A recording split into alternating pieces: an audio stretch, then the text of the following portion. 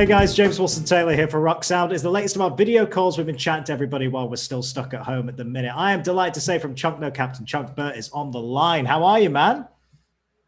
I am doing pretty good. We're like in the middle of the summer. It's pretty hot, pretty warm over there, but good stuff. Summer feels always good. Yeah. There's no amount of weather in the UK that we won't complain about. So, it's too hot today, but it'll be too cold tomorrow. It's fine. I'll start this off in the way we start off all of these, which is to say, I hope you, your bandmates, loved ones, all keeping as safe and as well as you can over the last kind of 18 months or so. And before we get into the music, which is, very, very exciting that it's kind of just around the corner, generally, how have you found this really extended period at home away from touring and everything? Has it been a struggle to fit into that routine, or how have you been getting on?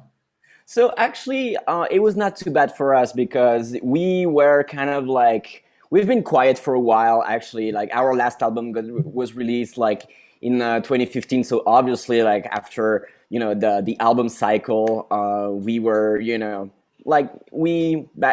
were chilling for a couple years now. So I would say that, I would love to be back on stage like as soon as possible, but I don't suffer from not touring at the moment. Actually, I actually got used to it, so it's good. However, yeah, I just can't wait for life to get back to normal. I feel like it's slowly getting back on track here. Like the entire music industry is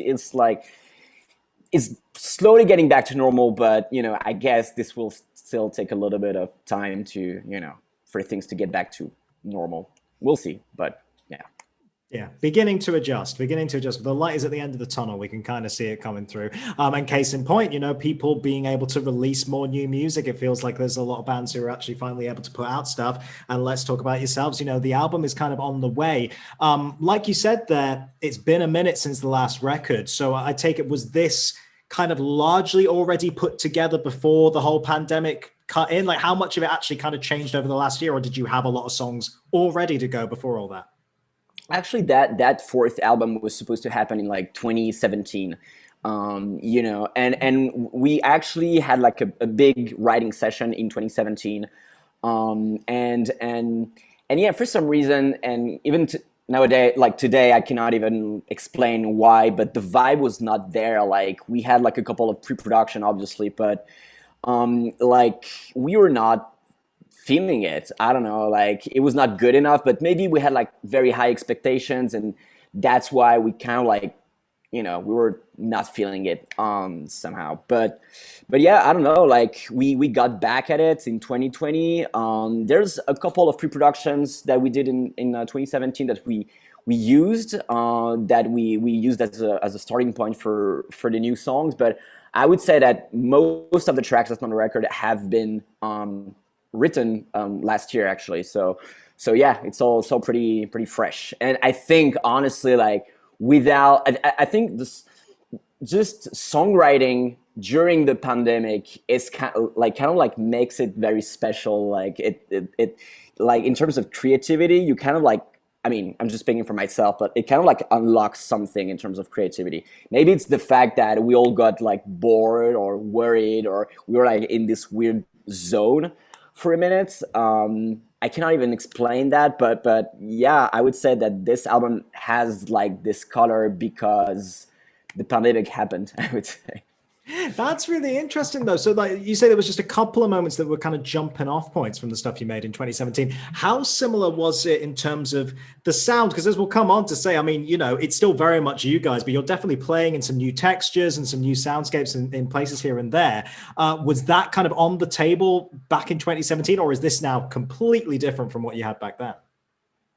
It is quite different, actually. Like there is maybe one track where we use the most of our ideas we had like a couple of years back, but I don't know. I think the main difference between our pre-productions from 5 years ago and the songs as they are right now are the fact that maybe 5 years ago we tried to, like I said, we had like high expectations.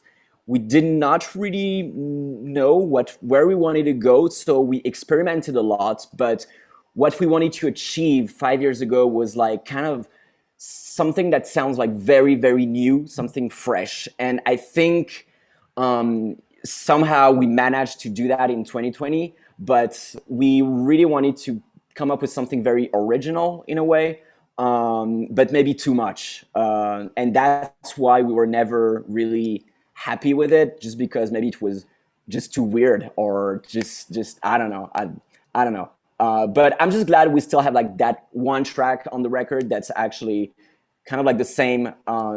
Yeah, the same as the pre-production we had like 5 years ago. So Yeah, but it's interesting to see the progression then, because yeah, I mean, before we get to the sound of it, I suppose just that working process. Every single band I've spoken to that's been working on a record over the last year has kind of approached it in a different way. Some people have been completely spread across the world. Some people have kind of gone into a little quarantine together. What was your approach? How did it kind of work together as everything stopped around you? I don't know. Like it's crazy because like we started writing songs actually for Slam Dunk. So Oh, wow. basically, it was January 2020 because we're supposed to play like the 2020 May edition. Yeah.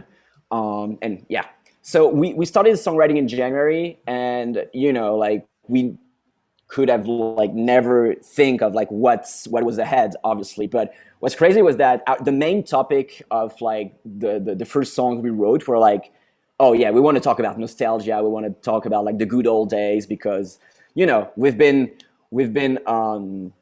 quite kind of like quiet for a couple of years, and yeah, we were just like, we had this topic in mind anyways.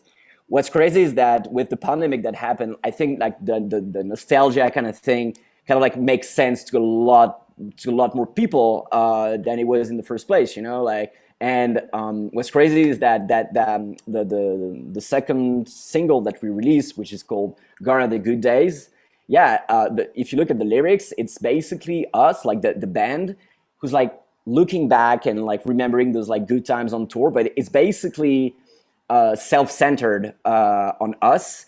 And what I really like is that now a lot more people can relate to that message, because I think we all had like a rough year, like you said, and when you're like in your room, locked in your room, and you don't know, what the world's gonna be, you kind of like question yourself, and you're like, what's left, and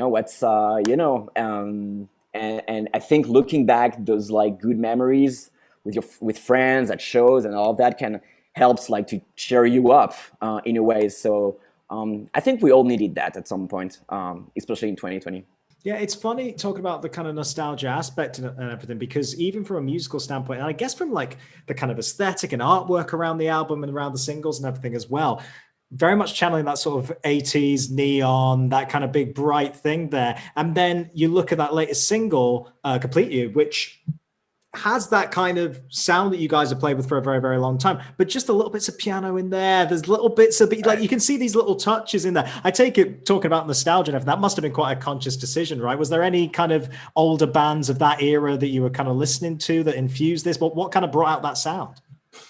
I feel like, I'm we're all like kids from the 90s. We grew up with Blink-182, Linkin Park, and all those bands. And obviously, that's something. Actually, in the first music video we released, there's like posters, there's like Korn, Linkin Park posters in the background. Like, I don't know if you can see it, but we had like an entire setup full of like items, like with those like references from the 90s, and even older.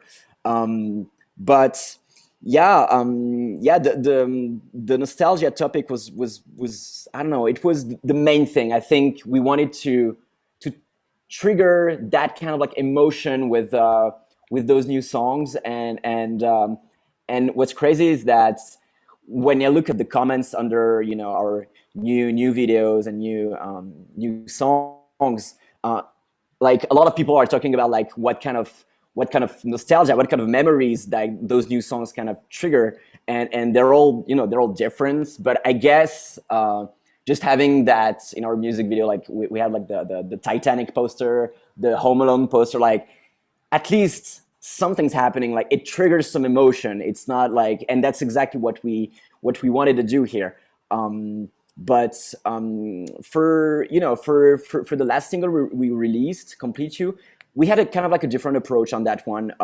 That song specifically started out from like a weird, like the weirdest experiment.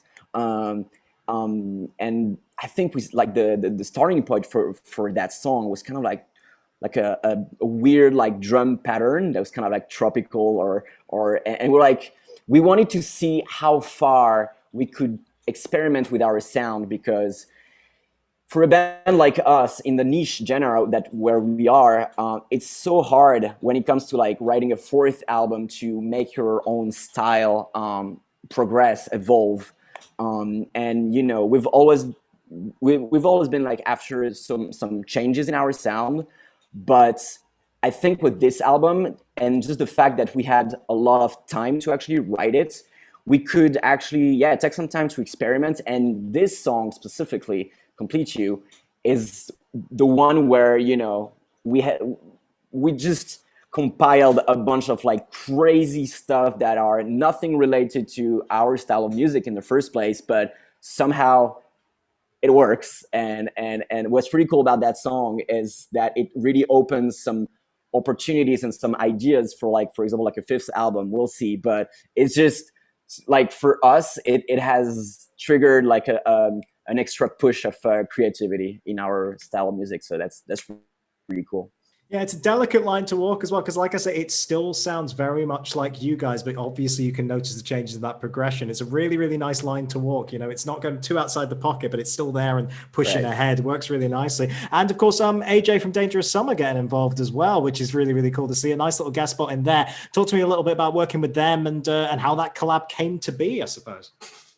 It was very chill. Like honestly, at first that like we were not even like talking about having any guests on the album, but I think it was pretty late in the recording process. Like we were like on the fourth week of the recording, and I think my guitar player was kind of like chatting on Instagram with him because you know they were friends, and I mean they're still friends. And yeah, they were like chatting. We were like all in the room, and we're like, oh yeah, what about having AJ on the record? And we're like, yeah, fuck yeah, let's do it. You know, like, and I'm a big The Dangerous Summer fan.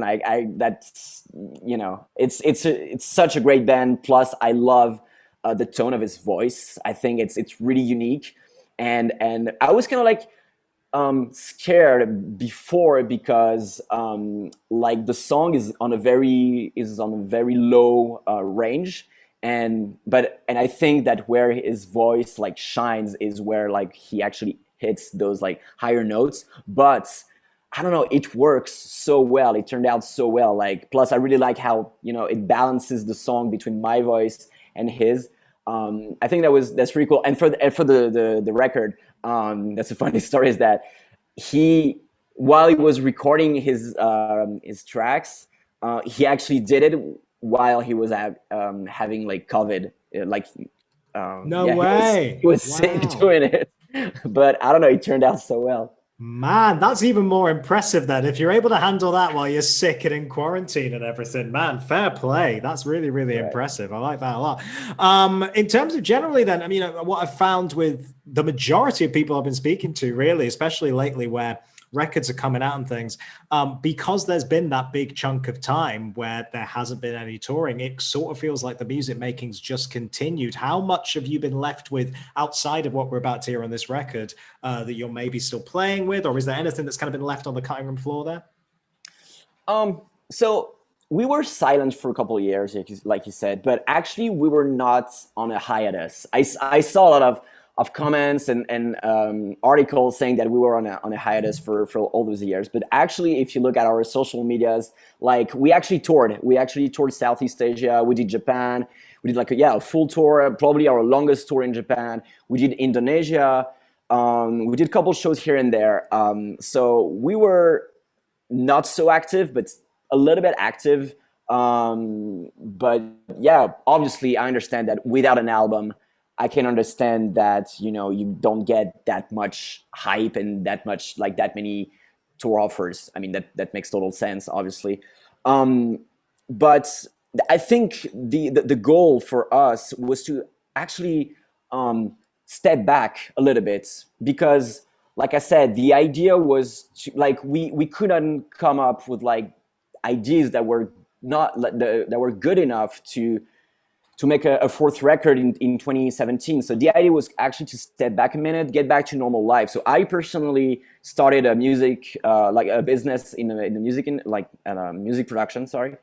And I think, yeah, everybody like did their own thing.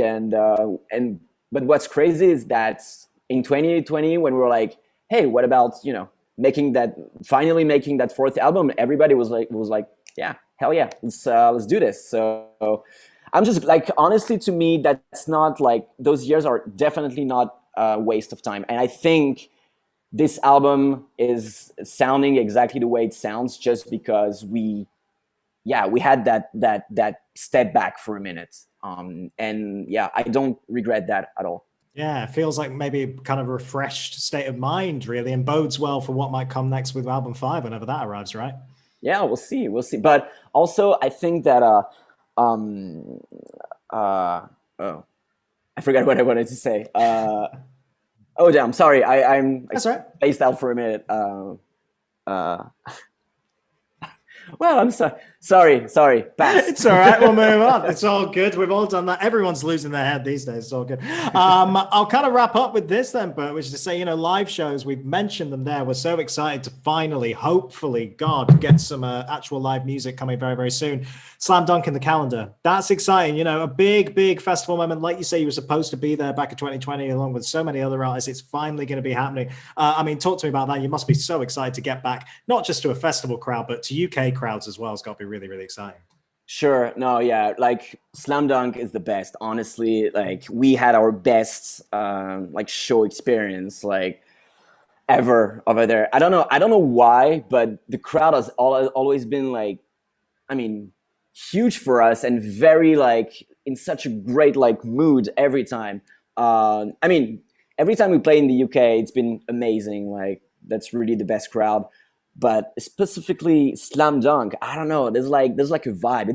It's a party, Oh, and yeah, I remember that what I wanted to say earlier. Now, sorry about that. Yeah, we're just slightly talking about the album, and what I'm really glad to see is that we've been silent for all these years without releasing new stuff. But what really feels good right now is that as soon as we started like teasing the new songs and releasing like our first single, like it almost felt like we never left.